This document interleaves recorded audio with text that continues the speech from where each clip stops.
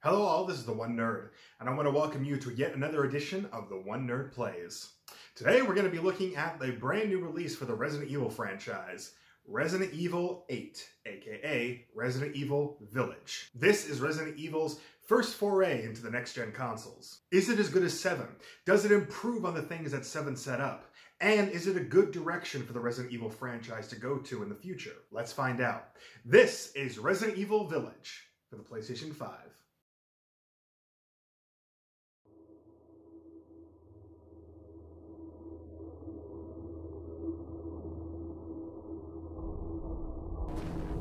Where the hell am I? Resident Evil 8, aka Village, is the franchise's leap to next-gen consoles. Although it still has a version for the PlayStation 4 with a next-gen upgrade, the footage you will be seeing today was captured all on a PlayStation 5.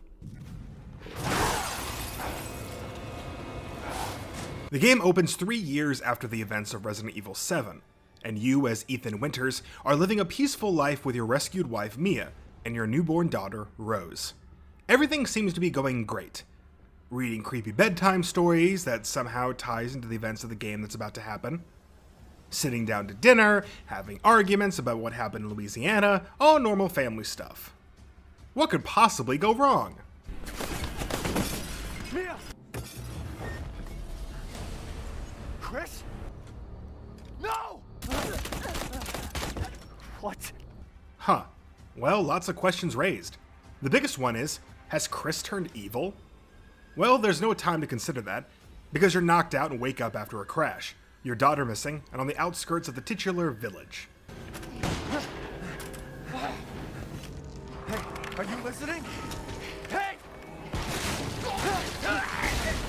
There, you learn that you're dealing with a brand new supernatural threat. Lycans will be your primary enemy, but you'll also come across flying things, failed vampires, mechano-men, bosses galore, and the continued trend of losing appendages. What the fuck was that? Resident Evil has come a long way as a franchise since just being a simple zombie game, and has gotten bigger and more crazier. Some see this as a bad thing and look forward to more and more remakes of the original games that get back to basics, but I love that the franchise gets bigger and stupider, with some exceptions. It's why I'm such a big fan of stuff like Saw and the Fast franchise. Obviously, that's not for everyone, but if you go into this game knowing what to expect, I think you'll have a better time.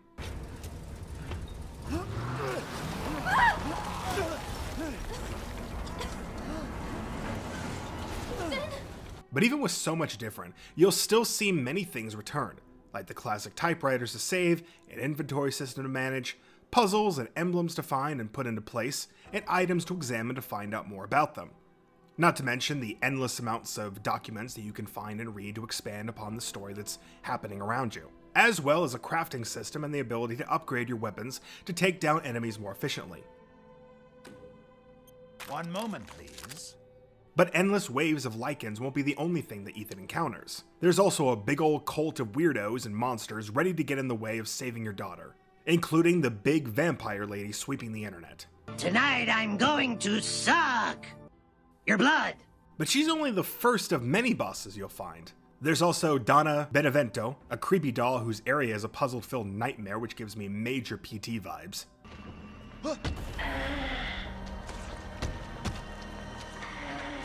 Moryu, a mix of Quasimodo and the creature from the Black Lagoon who is just super pathetic.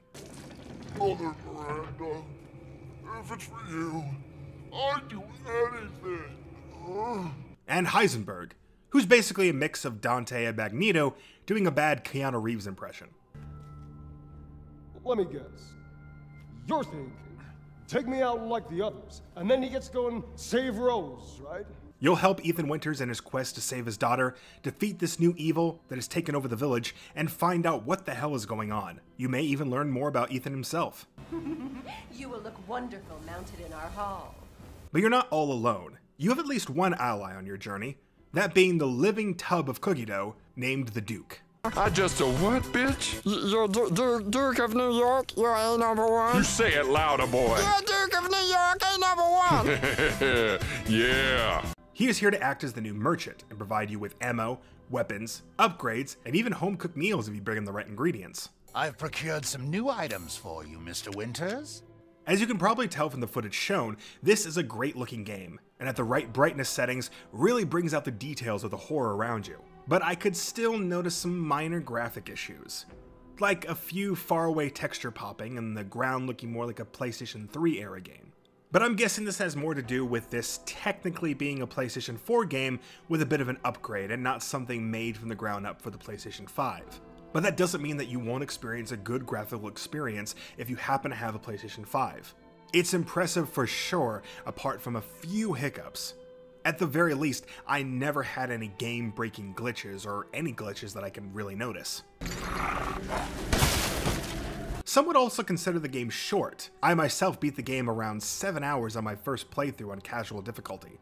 But here, like many Resident Evil games, there's plenty of reasons to play even after the credits roll, with different challenges that will earn you credits to redeem for mercenary mode, concept art, movies, and even figures of the different character models, which you can use for perfectly legitimate and non-creepy reasons. Not to mention the game also comes with a whole other game called Resident Evil Reverse, but at the time of this recording, that game is not quite out yet, so stay tuned to the channel for my review when the time comes. Overall, I had a lot of fun with Resident Evil 8. It has an interesting story that you want to see till the end, with a character who you want to help get through his struggles, as well as some well-designed monsters, encounters, puzzles, and battles, not to mention a few surprises that will get you excited for the future of the Resident Evil franchise.